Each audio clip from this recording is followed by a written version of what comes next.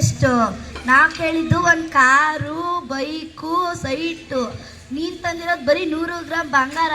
Okay, ಕೆಲಸ ಮಾಡು. ನಾನು ಮನೆಗಿರ್ತೀನಿ, ಕೆಲಸ ಮಾಡು.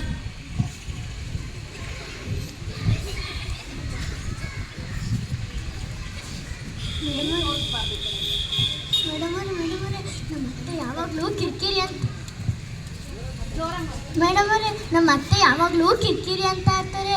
ಬೈಕು ಕೊಟ್ಟಿಲ್ಲ, ಕಾರ್ ಕೊಟ್ಟಿಲ್ಲ, ಸೈಟ್ ಕೊಟ್ಟಿಲ್ಲ, ಬಂಗಾರ ಕೊಟ್ಟಿಲ್ಲ, ಬರೀ ಇದೇ ಆಯಿತು. ನಮ್ಗೆ ಹೊಡಿತಾರೆ, ಬೈತಾರೆ, ಅಳಿಸ್ತಾರೆ, ಎಲ್ಲ ಮಾಡ್ತಾರೆ. ನೀವೇ ಕಾಪಾಡಬೇಕು ಮೇಡಮ್ ಅವರೇ. ಕಂಪ್ಲೇಂಟ್ ಬರ್ಕೊಡಮ್ಮ.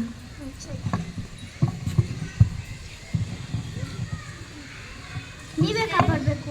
ಸೊಸೆ ಎಲ್ಲೋಗಿದ್ದೆ? ಇಷ್ಟಗಟ್ಟ ಎಲ್ಲೇ ಹೋಗಿದ್ದೆ? ಯಾರೋ ಬಂದ್ರು, ನೋಡೋಗು. ಯಾರಮ್ಮ ನಿಮ್ಮ ಅತ್ತೆ? ಕುತ್ಕೊಳ್ಳೋದಿರ್ಲಿ, ಇಲ್ಲಿ ಹೇಳಿಲಿ. ಯಾಕೆ ನಿಮ್ಮ ಸೊಸೆಗೆ ವರದಕ್ಷಿಣೆ ಕೊಟ್ಟಿಲ್ಲ ಅಂತ ಕಿರಿಕಿರಿ ಮಾಡ್ತಿದೀಯಂತೆ?